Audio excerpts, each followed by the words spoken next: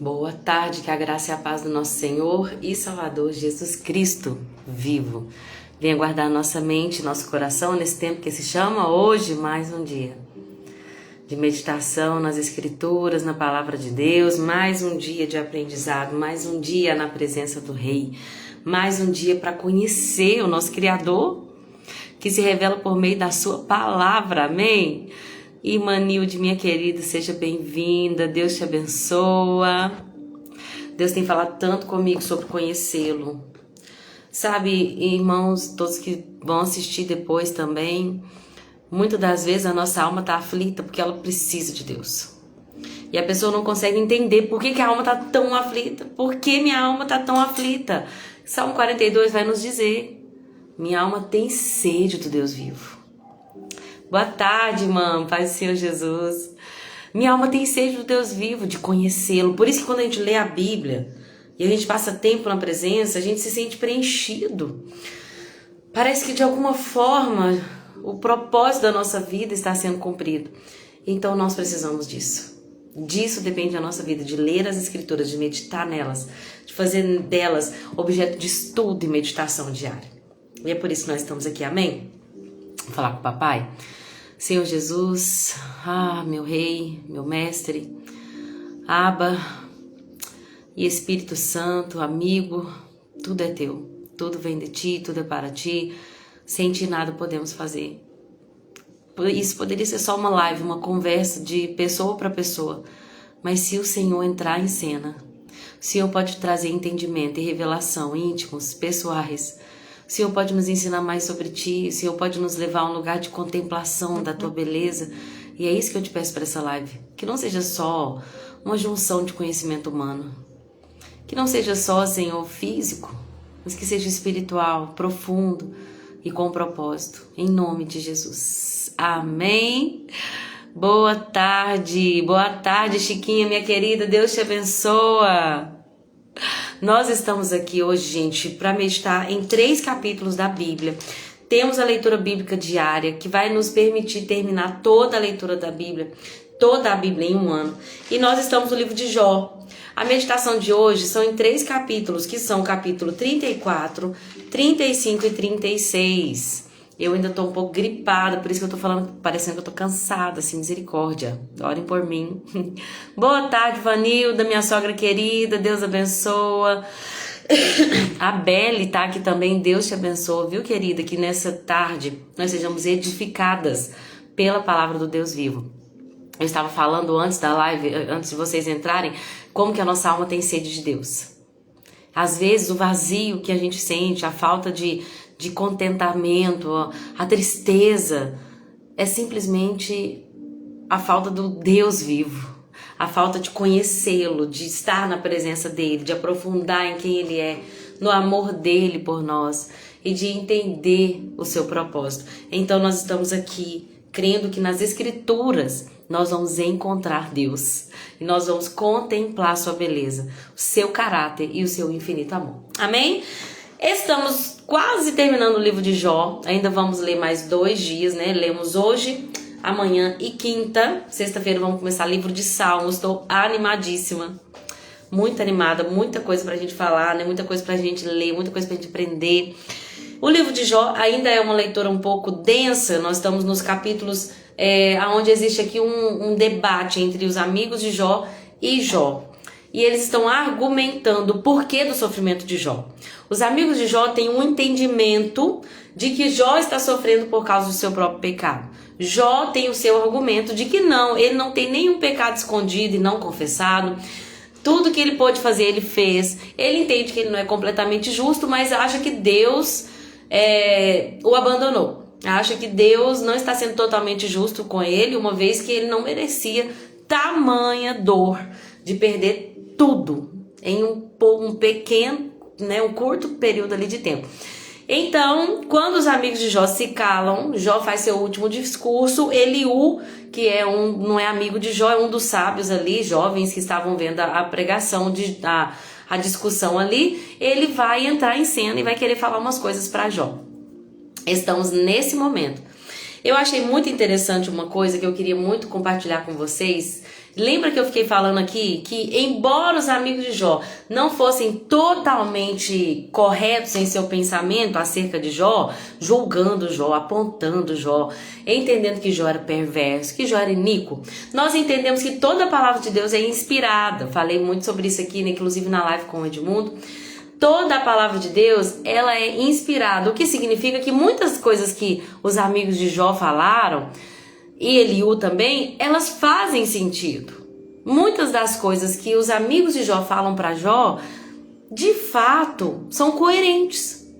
Eles só não conseguem aplicar a sabedoria que eles têm e trazer uma conclusão sábia acerca dessa sabedoria. Quando eu estava lendo sobre isso, eu achei o Matthew Henry vai falar uma coisa que eu achei muito interessante.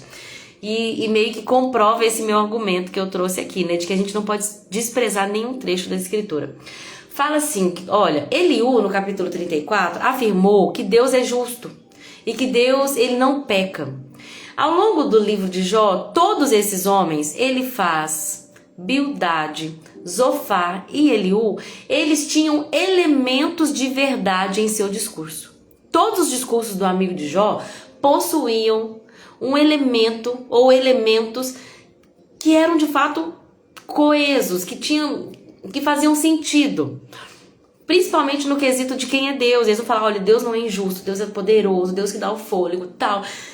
Existem muitos elementos nos discursos dos amigos de Jó que de fato são verdade. Só que, infelizmente, olha o que o Matthew Henry fala. Infelizmente, os pingos de verdade estão enterrados sob capas de conjecturas e conclusões falsas. Então eles sabem o que é verdade, mas eles não conseguem aplicar essa verdade na vida de Jó. Porque essa verdade, ela acaba sendo concluída de maneira errônea.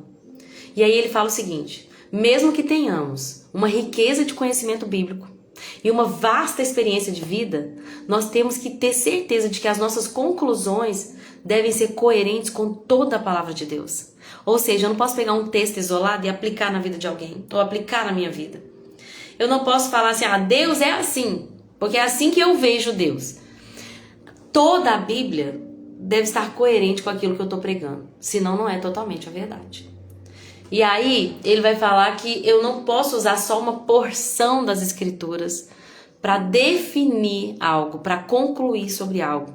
É por isso que aquilo que a gente está fazendo aqui é tão maravilhoso. É tão de Deus quando um povo se une para ler toda a Bíblia, não só uma porção dela. Toda a Bíblia, e estudar toda a Bíblia. Eu amo, desde que Deus me chamou para fazer a leitura bíblica anual, e esse ano, essa é a 7ª edição, deixa eu ver se meu marido está me ouvindo. Amor, esse ano é qual edição da leitura bíblica? Deixa eu abrir aqui. É a 7ª edição. Então, desde quando começou, a gente já tem esse hábito na igreja.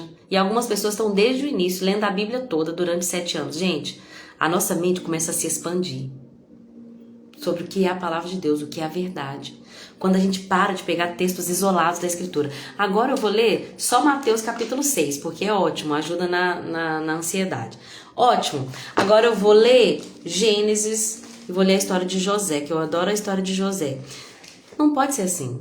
Nós temos que ter um contato com o todo, para a gente não cair no erro de usar porções das Escrituras e aplicar de maneira errada.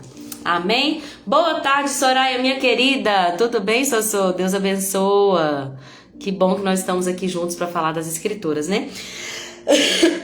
Estamos no capítulo 34 de Jó. Perdão pela tosse, tá, gente?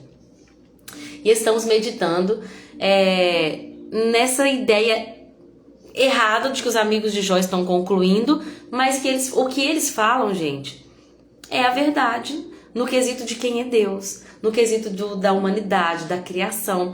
Eles só erram num ponto. Eles veem o sofrimento de Jó como uma consequência de um pecado dele. De que ele é um homem perverso, de que ele tem pecados terríveis não confessados, de que ele precisa se arrepender. Eles estão aqui e eles têm que converter Jó. Se Jó não ficar crente, se ele não virar crente, Jó vai ter problema. Essa é a ideia dos amigos de Jó. E quantas vezes nós somos assim, gente? Nós avaliamos a situação toda errada, nós julgamos as pessoas, condenamos as pessoas. Achamos que nós somos os certos. porque eu sou sábio. Eliú, inclusive, vai falar isso no capítulo 36. Olha o que ele fala. Apresentarei argumentos profundos em favor da justiça de meu Criador. Digo somente a verdade, pois sou um homem de pleno conhecimento. Pleno conhecimento, gente. Cadê a modéstia desse homem? Ele disse, eu sou um homem de pleno conhecimento. Faltou modéstia, né? Por quê? Muitas das vezes nós estamos nesse lugar que a gente acha que sabe de tudo. E, gente, é muito perigoso esse extremo. Uma pessoa que conhece a Deus e ela ama o Senhor, mas ela começa a entrar num lugar de religiosidade onde a gente acaba caindo num lugar de orgulho. Isso é um perigo, de achar que você é melhor do que os outros, de que eu sou melhor do que os outros. Eu falei aqui que eu estou nessa leitura bíblica há 7 anos e eu também já tinha tido contato com a leitura bíblica integral da palavra antes disso. Se eu achar que eu sou melhor que alguém porque eu li a Bíblia, então todas as leituras que eu já fiz não valeram de nada. Quanto mais contato com Deus eu tenho, mais eu percebo as minhas falhas, os meus pecados, a minha pequenez, a minha necessidade de um Salvador. Então, se existe orgulho no nosso coração, é porque nos falta conhecimento de quem nós somos e de quem Deus é. Porque a exposição à luz da palavra, a exposição à presença de Deus, expõe também as minhas falhas. E aí, quanto mais perto de Deus a pessoa está, mais humilde ela é. Mais humilde ela é. Entenda isso. Quando a pessoa chega pra mim e fala assim, porque eu faço tudo certo, porque meu coração é bom demais, porque eu nunca fiz mal pra ninguém, porque eu nunca falei mal de ninguém, porque aí eu já fico assim, às vezes é o que a pessoa entende mesmo. Mas quanto mais próximo de Deus a gente tá, mais rápido a gente é para identificar a nossa necessidade de Deus. Amém? No capítulo 34, Eliú começa um argumento, e a intenção dos amigos de Jó, gente, é linda. Eles querem defender Deus, embora eles também querem condenar Jó. Eles querem defender a bondade e a justiça de Deus. Eles querem dizer, olha, Deus não é injusto, Jó. Deus não é, a bondade de Deus não falha.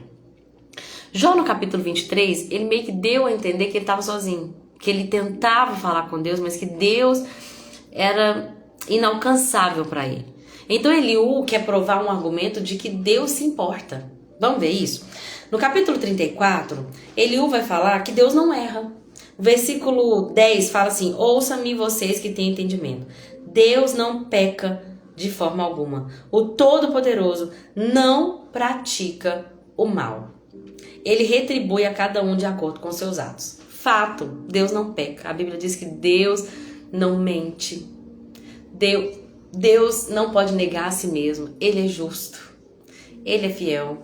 O que os amigos de Jó não entendiam é que o sofrimento, ele não tem apenas a intenção de trazer castigo para uma pessoa, mas ele também tem outros propósitos. E, inclusive, esse autor que eu pesquisei hoje, é o Matthew Henry, ele fala um pouquinho do sofrimento. Eu queria falar para vocês, olha que interessante. O sofrimento é útil quando ele nos permite nos voltar para Deus, para receber entendimento, resistência e liberação. Esse versículo de Jó mexe muito comigo, que nós lemos na leitura de hoje. Fala o seguinte, olha só, versículo 36, capítulo 36, versículo 15. Mas, por meio do sofrimento, Deus livra os que sofrem, e por meio da adversidade, obtém a sua atenção. Então o sofrimento nem todas as vezes vem na nossa vida porque nós estamos pecando, porque nós cometemos um erro. Muitas das vezes Deus pode nos levar a um lugar de sofrimento para obter a nossa atenção. Nós seres humanos temos um grande problema, que é de muitas vezes nos permitir viver de uma forma mecânica. A gente vai e faz porque a gente se acostumou, o cérebro acostumou. Nosso cérebro adora rotinas, hábitos. Quebrar um hábito e construir outro requer extrema energia para o cérebro, por isso que é tão difícil. Mas se você persistir, você consegue. Uma vez que o seu cérebro criou o hábito, agora vai se tornar muito fácil. A leitura da Bíblia é assim.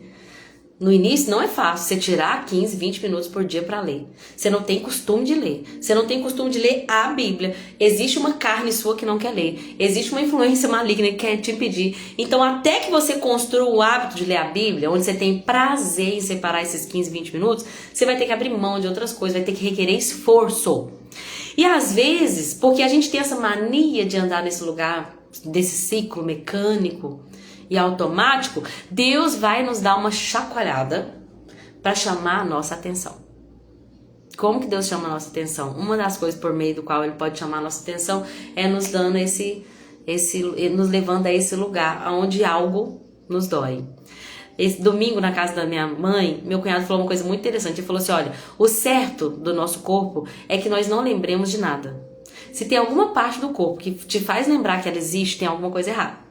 Se, por exemplo, a minha coluna me faz lembrar que eu tenho uma coluna porque ela tá doendo, tá errado, porque eu tenho que esquecer que eu tenho uma coluna.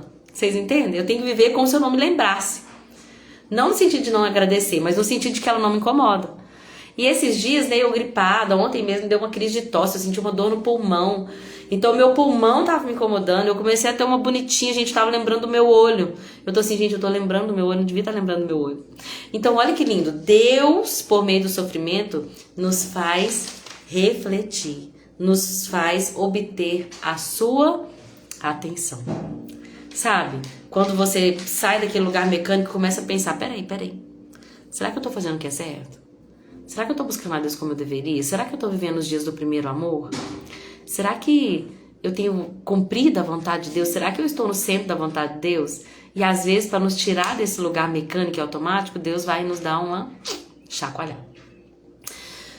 No meio do sofrimento é também útil, o sofrimento é também útil porque nós fazemos perguntas importantes e possivelmente não tomamos o tempo para pensar nela em uma forma rotineira e normal. Então é um momento para reflexão, o sofrimento.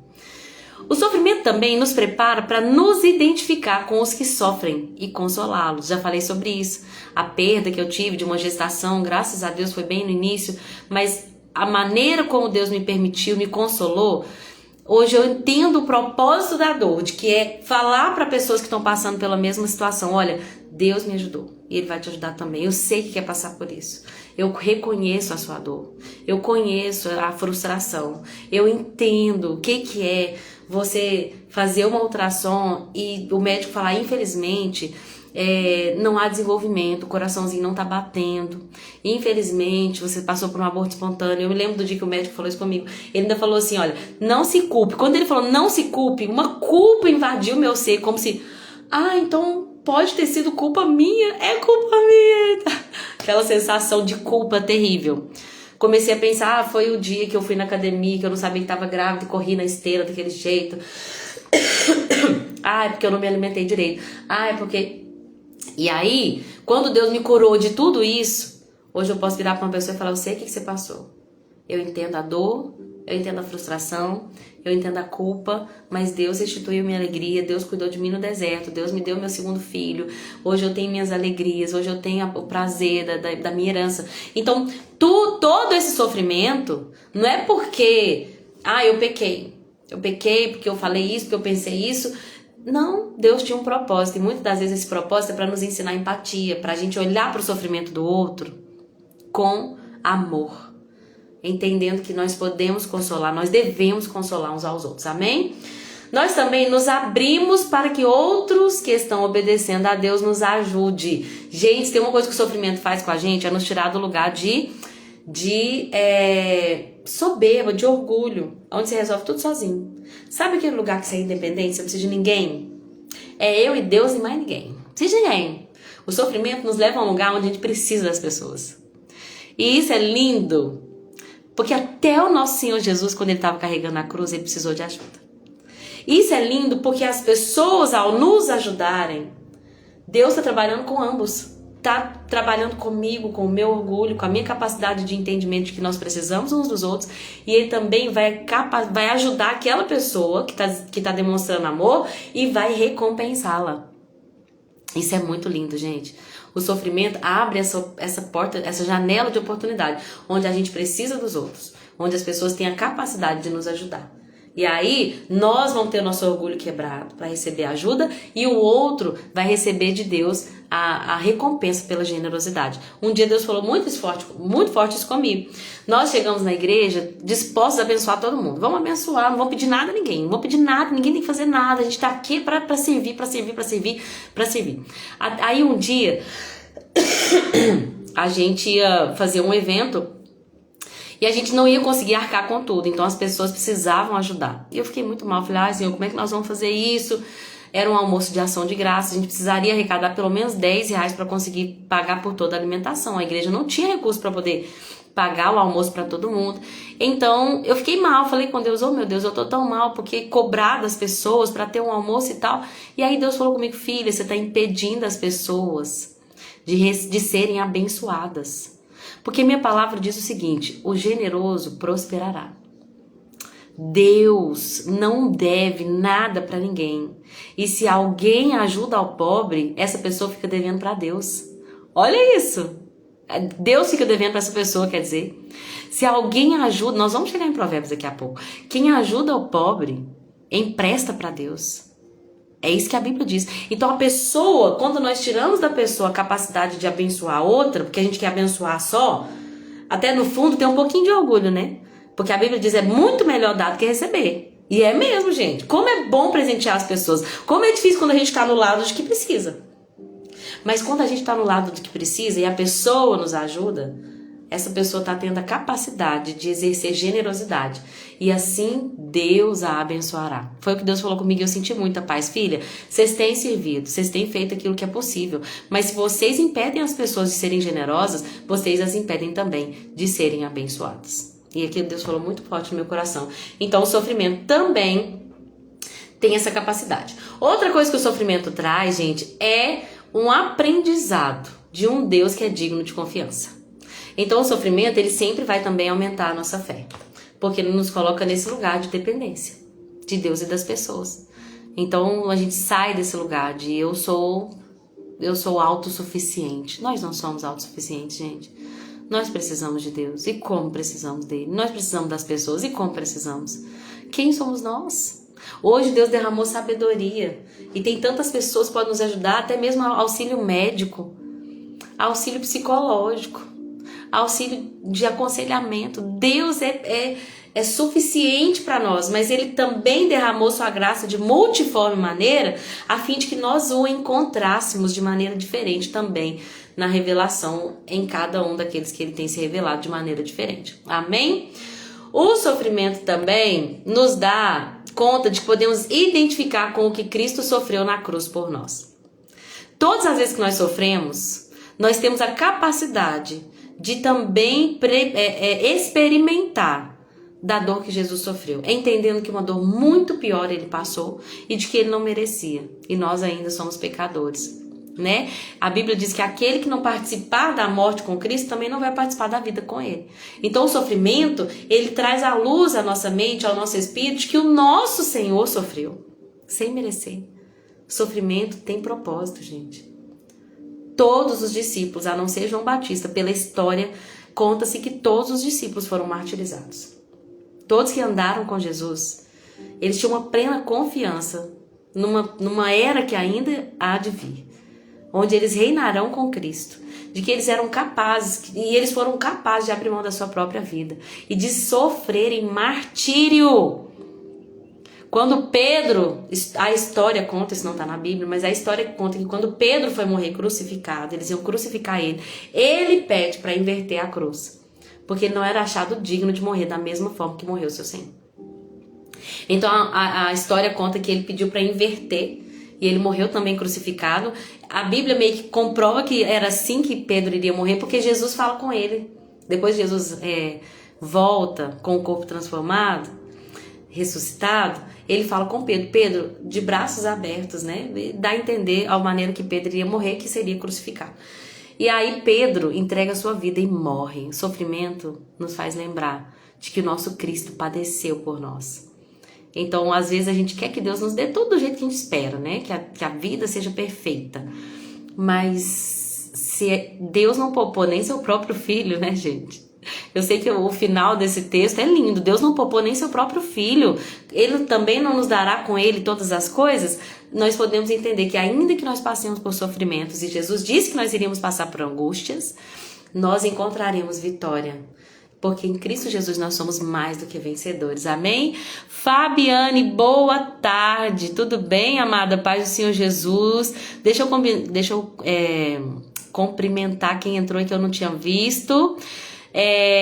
Quem tá aqui online agora, irmã Rose, Deus abençoe, irmã Rose, paz do Senhor Jesus. A Carol também, a Sossô, já tinha falado, né? O José Elias, um irmão em nosso meio, glória a Deus, que Deus levante homens dispostos a aprender das escrituras, eu sei que ele tem levantado. A Vanilda tá aqui também, já cumprimentamos, a Chiquinha, a Nilde e a Fabiane, que Deus abençoe cada um de vocês. Entendam que o sofrimento tem propósito. Nem sempre o sofrimento vem em decorrência de pecado, porque se Deus nos fizesse pagar por cada pecado, a Bíblia diz que se não fosse as misericórdias do Senhor, nós seríamos destruídos. Nós seríamos, eu esqueci a palavra, amor, se não fosse as misericórdias do Senhor, nós seríamos consumidos. É isso. Que bom quando meu marido tá em casa, gente. Imagina só que Deus me fizesse pagar por cada momento que a minha língua exagerou.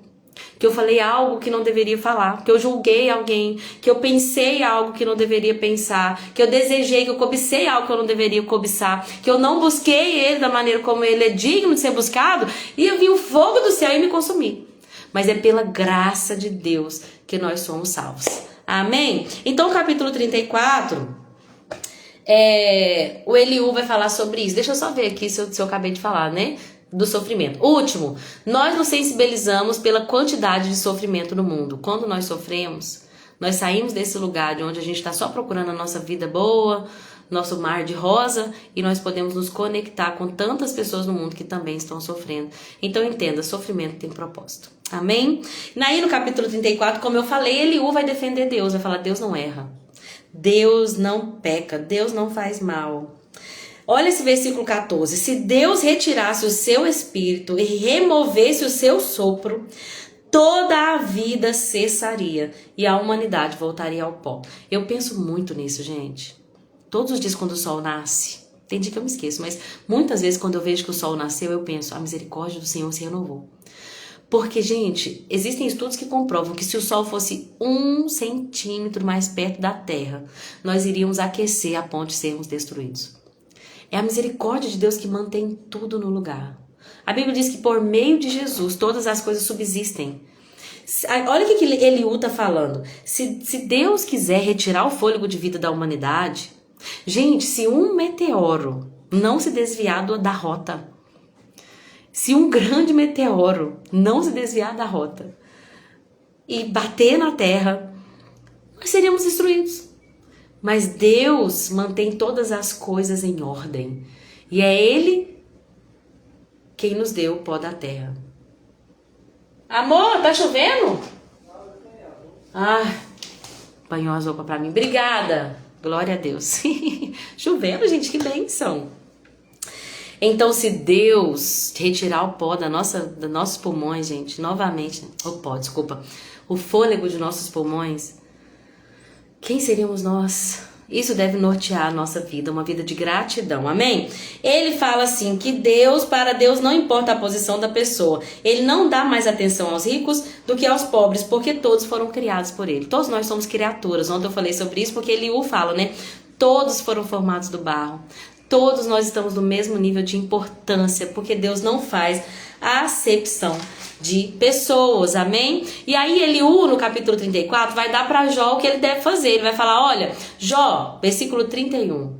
Por que ninguém diz a Deus, pequei, mas não voltarei a pecar? Ele tá dando a Jó a dica, Jó, confessa seu pecado, diz para Deus, e volta para Deus. Diz para Deus, pequei, mas eu me arrependo. E de fato, para quem está num lugar de pecado, esse é o conselho. Tá em pecado? Volte-se para Deus. Diga para Ele, pequei. E diga para Ele, não vou voltar a pecar. Ou seja, eu me arrependo. O verdadeiro arrependimento é esse.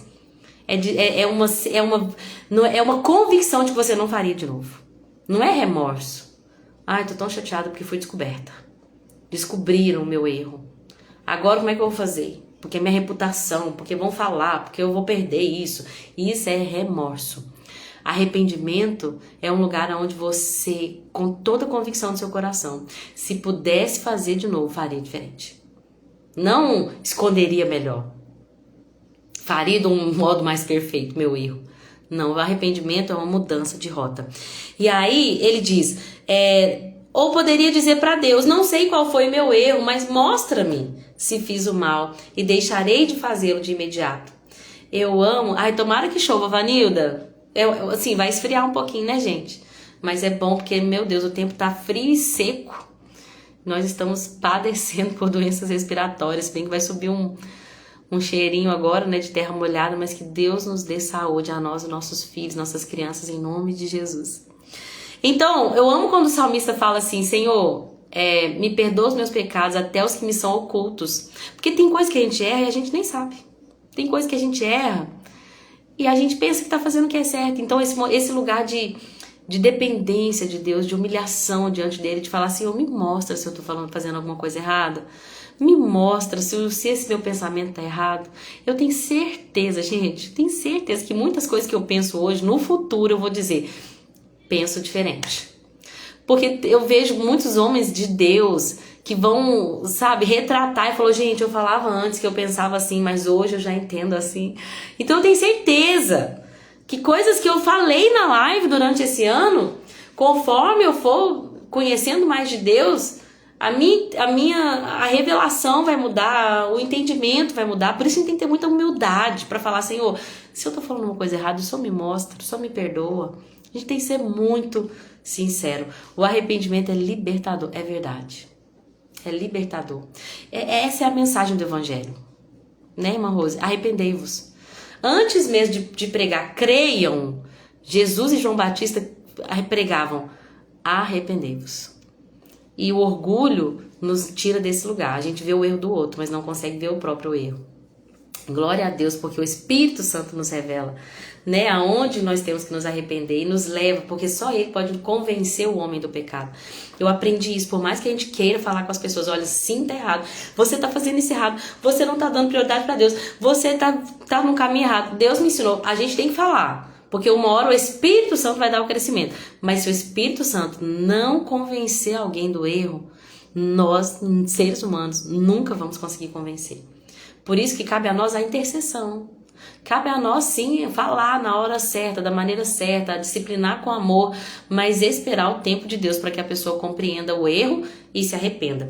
Eles estavam tentando fazer isso com Jó, né? Fazer com que Jó confessasse seu erro. Nesse caso, os amigos de Jó e Eliú estavam errados, de achar que Jó era perverso. Eles achavam que Jó, além de ser perverso, era um rebelde, um blasfemo, porque Jó, as coisas que Jó falava de Deus, eles não engoliam. Deus está sendo injusto? Deus me abandonou? Não, Jó. Você está sendo um rebelde. Eliú fala isso. Versículo 37 do capítulo 34. Pois ao seu pecado acrescentou a rebeldia. Você não mostra respeito e não para de falar contra Deus. E aí o capítulo 35, ele fala uma coisa muito interessante, que ele vai dar a entender, que é uma verdade também, que Deus não se influencia por meio da criação, pelo poder da criação. Ele quer dizer o seguinte, se você pecar, você não afeta Deus. Se você fizer tudo que é certo, você não afeta Deus. Deus, gente, em sua soberania, não é afetado pela humanidade. E de fato Eliú está certo nisso que ele diz. Ai, porque eu tô fazendo o que é errado, e aí eu tô afetando Deus, eu tô atrapalhando o plano de Deus na terra. Deus, ele é um Deus soberano, e perfeito e pleno em si mesmo. E mesmo sendo soberano e perfeito e pleno, ele nos permite fazer parte daquilo que ele quer realizar na terra.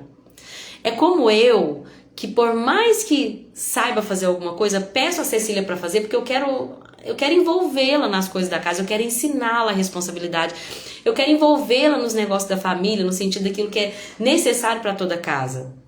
Se eu fizer o que eu tô pedindo pra ela, hoje ela fez a saladinha pra mim. E ficou uma delícia até. Mas tem muitas coisas que eu peço ela pra fazer e que se eu fizer vai sair muito melhor. Assim é Deus. Se Deus fizesse tudo, seria perfeito, mas Ele conta conosco porque Ele quer nos envolver nos negócios dele. Porque o Pai quer nos envolver como filhos.